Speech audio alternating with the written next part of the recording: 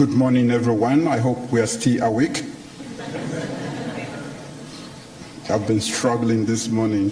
I only came in yesterday. Excellencies, distinguished ladies and gentlemen, first, I bring you warm greetings from the Republic of Sierra Leone, my country, and that of Gregory Mix. He's my citizen in the United States. I'm very excited to be in the same room with so many people, with leaders, policy makers, policy drivers, and most importantly, young leaders from both sides of the Atlantic. I am coming from the other part of the Atlantic. And therefore, I want to use this opportunity to thank President Biden and the administration for this unique opportunity of convening with African leaders now and African leaders of the future. At several points in these discussions this morning, I am sure speakers will highlight why cooperation among Africa of now, the Africa of the future, and the African diaspora and the United States are vital. There is a burning question, and to that question, I have an answer. Does Africa matter? I will state the assertion of the United Nations that Africa contains 30% of the Earth's mineral reserves, including 40% of the world's gold and 40% of its chromium and platinum, not to mention an even greater or higher percentage of rare earth metals.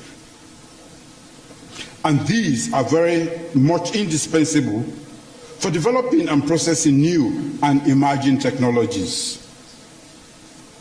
Add that to 12% of the world's oil reserve and 8% of the world's natural gas reserve, plus the largest and most diverse climate ecosystem, and you will know that the world cannot make the progress it needs to make without Africa.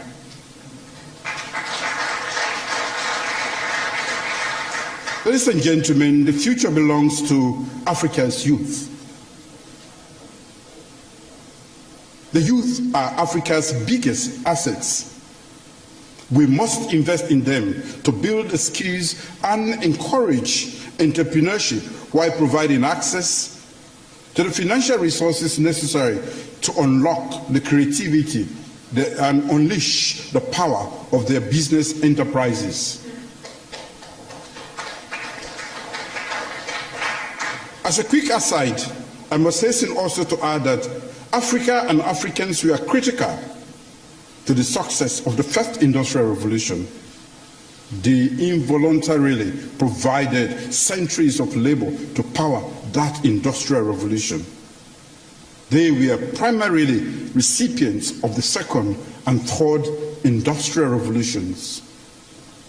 With the fourth industrial revolution looming and holding such immense prospects for Africa's socio-economic transformation, are we consciously planning for Africa's participation in making the right policies and digital infrastructure and investment at scale? That leads me, most importantly, to human capital development of Africa. By 2050, it is projected that 1 in 3 young people will live in Africa.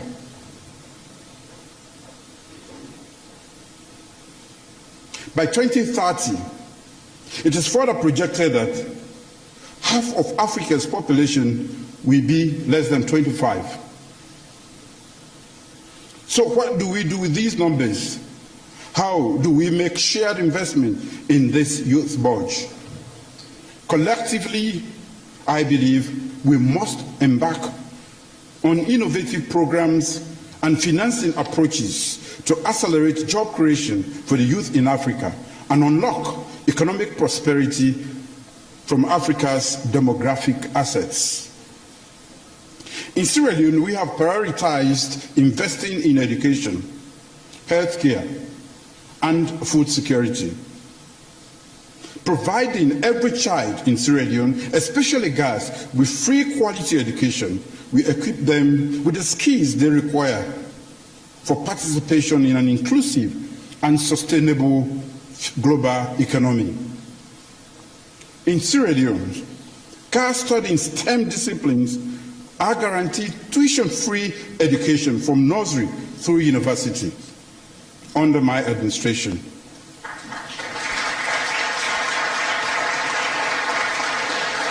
We have also passed progressive laws that enrich our society and our democracy, including Gender Equality and Women's Empowerment Bill, abolished the death penalty, repealed criminal libel laws, and opened up spaces for journalism and civil society, decongested our prisons, clamped down hard on sexual and gender-based violence and corruption, and many others. I believe an educated population and a well-governed society where governments invest in people is essential for building and consolidating a vibrant, free, progressive, inclusive, and just society. Furthermore, an educated population will also be well primed to tackle the shared global challenges that have manifested themselves lately in lethal combination: global financial crisis, disruptions including food insecurity, international and national health, migration, especially of youth populations, the impact of emerging technologies on our societies, and the persistent risk of climate change. These challenges present opportunities to transform our world for the current and future generations. With the ongoing World Cup, maybe it is most appropriate to draw attention to a quote by the game's greatest legend, Pele, who once said, "No individual can win a game alone by himself." Therefore, I say that no one country can solve the world's numerous interlocking challenges. Our recognition that the world is helplessly interlinked and that we face interlocking challenges is a good start. I am therefore delighted and grateful for this gathering today. Education and innovation sector financing will help address skills deficit among Africa's young people and have multiplier effects on economic growth. I believe in education for personal development, community development, and national development, and for building more resilient economies and democracies.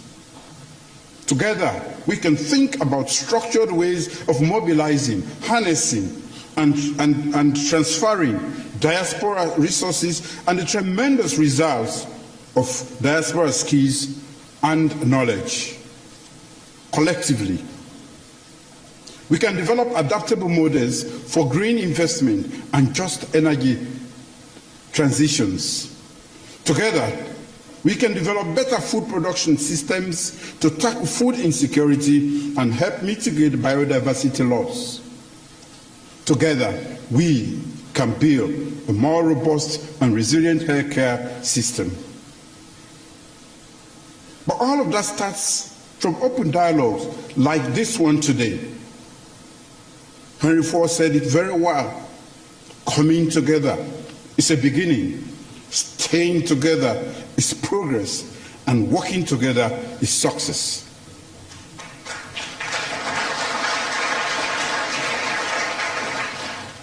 We can do quite a lot together through productive partnerships as governments, multilateral institutions, the private sector, civil society, and coalition of young people, such as we have today.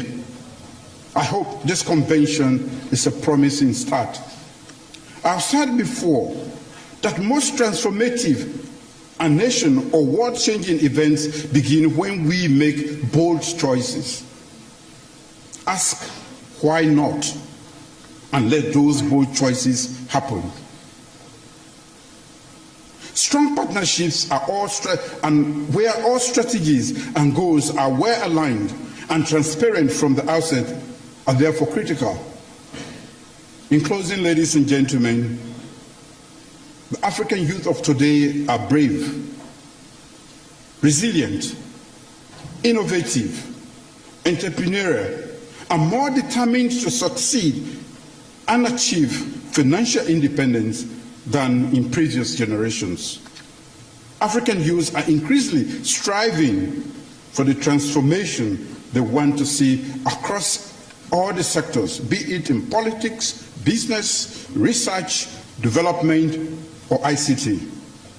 The future of Africa's youth does not lie in the migration to the West or in the bottom of the Mediterranean Sea.